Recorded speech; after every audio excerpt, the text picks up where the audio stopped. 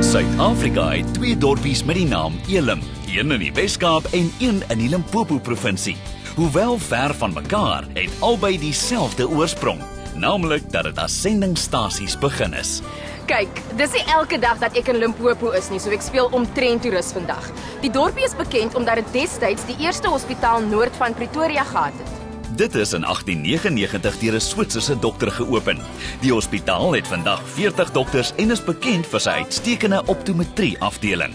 Ek verstaan, hierdie hospitaal was baie belangrik in die tyd van die Anglo-Boereoorlog. Toe ek my oupa grootjie se dagboeke gelees het van daai tydperk, natuurlik hy was in Switserland en hulle was neutraal in die oorlog. En in sy dagboek is daar geskryf waar generaal Beyers, een van die generaal van die boere, leer, kom tee drink op die Dinsdag en dan hulle het gehoor dat die kakies, die Engelse was net aan die kant, so 10 km ver, toe ry die boere weg en dan op die Woensdag was die Engelse hier vir tee met die Switserse dokters. Lekker Engelse tee vir die boere. Ja, omtrent. Van die Anglo-Boereoorlog vegters en veterane van die Tweede Wêreldoorlog se grafte is in die omgewing te sien. So ook die van sendelinge wat die plaaslike bevolking gedien het en die Switserse dokters wat in die hospitaal gewerk het.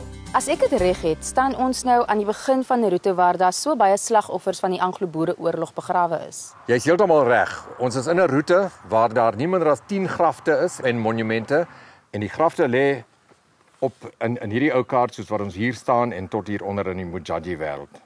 Die slagoffers is hoofsaaklik die van die berugte Luitenant Breikemerand en kaptein Bulala Taylor. Hulle het geglo dat hulle bevel van Lord Kitchener gekry het om geen gevangenes te neem nie en hulle het gevangenes toe sommer doodgeskiet. So ook ander weerlose mense, plus 'n onskuldige sendeling. Saam met hulle was ene luitenant Hancock en Whitten. Hoewel 'n volksheld in Australië gee Charles se boek The Legend of Breikemerand is Dead and Buried 'n plaaslike perspektief op die wandade. Wat het toe op die ouende gebeur met Morant en Hancock? Hulle is gevange geneem en aangekla vir moord en hulle is tereggestel en begrawe in dieselfde graf in Pretoria. Whitten hy het lewenslange tronkstraf gekry en kaptein Taylor het niks met hom gebeur nie. Daar's 'n paar baie oulike foto's in my boek oor hoe die graf aanvanklik gelyk het en hoe hy destyds verander het en hoe hy vandag lyk is in die Pretoria se begrafplaas. Dit blyk dat Taylor die hof met 'n slim plan gevang het, maar dis 'n lang storie. Hier in Elim is gewilde kunstroetes met mandjiemakers, pottebakkers, houtwerkers, skilders, drommemakers en ander interessanthede. Crystal sê nie dat die geheel emmer. Ja? Dat betekent dat wel traditional beer is beschikbaar. And then that is the traditional kitchen where it is actually been made. Poor rural women, they don't have money to advertise themselves. Therefore, while they hang the plastic barrels up, people in the community, they know that the traditional beer is available on sale. Sjoe, dit is so oorspronklik. So Daniel, hoe lyk dit? Kan ons gaan vir 'n biertjie? Volgens Daniel was daar nog te veel te sien.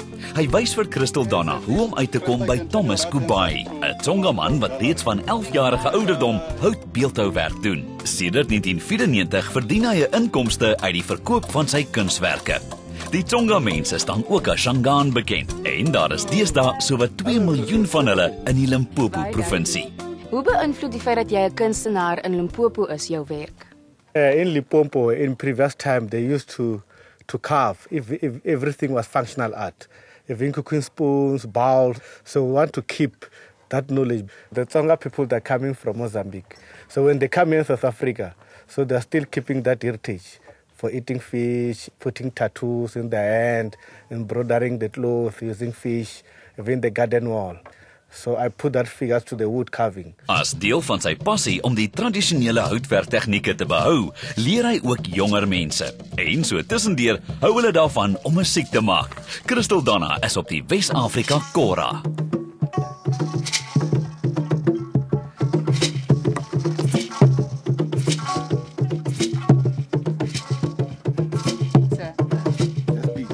Ek kom eens by.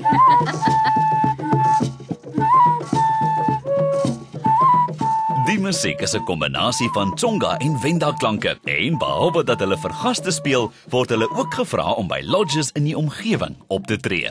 You play so well, eh? Baie dankie. Together, Ek wou nog altyd deel van 'n band gewees het. En natuurlik wou sy die oomblik op kamera vasvang. 'n End hiervandaan is die Thohoyandou Kuns- en Kultuursentrum. Dit is uitstaalruimte en opleidingsentrum waar meer spesifiek op die Venda-kultuur gefokus word. Hulle is een van die kleinste bevolkingsgroepe in ons land. Tradisionele Vendas is diep spirituele mense wat uiting gee aan hulle geloof deur onder andere hulle houtsnywerk, pottebakkerswerk en die versiering van hulle geboue. Ek was nou net by Thomas se plek waar ek heelwat werk gesien het oor visse. We as the Venda people, we are more of the inland people. When the Shangans carve fishes, we carve snakes because the snake is more significant to our culture. Wat is die storie agter die slang? The snake is part of the Venda culture. The snake is regarded as the symbol of fertility. There are other snakes like the water snakes. People are warned not to kill it with the belief that if they do that, the water will just dry out. There are some works that reflects Domba. You can see how some of the artists try to portray the movement of the python. Actually, even the movement of Domba itself is to emulate the movement of the snake. Tradisionele Vendas glo dat mere en riviere heilig is en dat reën deur die sogenaamde Python God beheer word. Die Domba-dans word jaarliks by die Venda-kulture opgevoer om goeie reën vir die volgende seisoen te verseker. Die heilige meer lê tussen Elim en Makado. Is hierdie nou meer Venda-kulture? Wag. Voordat jy na die lake kyk, look back. Okay. And then you view it through your legs. Through my, okay, so. Like this. Okay. Make sure you look at it. Hoekom moet ek nou juist so na die meer kyk? It is the way of greeting the ancestors in the lake. Dit klink asof daar omtrent stories is rondom hierdie meer. Yes, of course. There are stories of half people in the lake, half like this, one ear, one eye, everything, one hand, one leg. You see, like that.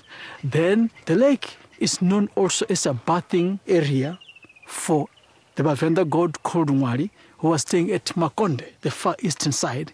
So this Ngwari will be hearing a sound coming to the lake, and when he arrived there, he will bath. After bathing, he will go to the stones, 3 of them, in the shape of eggs, and beat them, and they will give out the sound of a drum. But if an ordinary person went there and beat the stones, they will not give that sound out.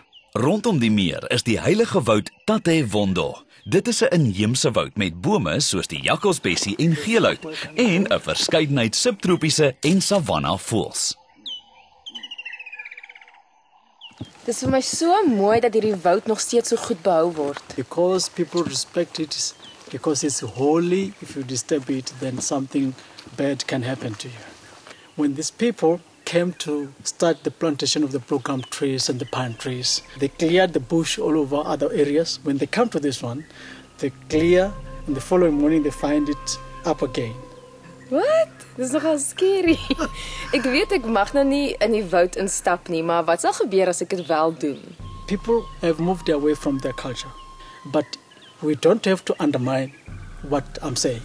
So if you get into the bush, anything can happen. I cannot specifically say what, but what I know, some people get into the bush and they get lost. Some get into the bush and their minds seem not to be working well. Remember, even where we are now, you are not allowed to take anything, stone, leaf, piece of wood, because this place is holy. Ek moet sê dis 'n ongelooflike voorreg om hier te staan en mens voel soms so klein. Hierdie is versekerde ervaring 1000. Een van daardie wat Pasella so graag met julle deel. Maar ongelukkig het ons kuier vanaand te vinnig verbygevlieg en moet ons julle groet tot volgende week.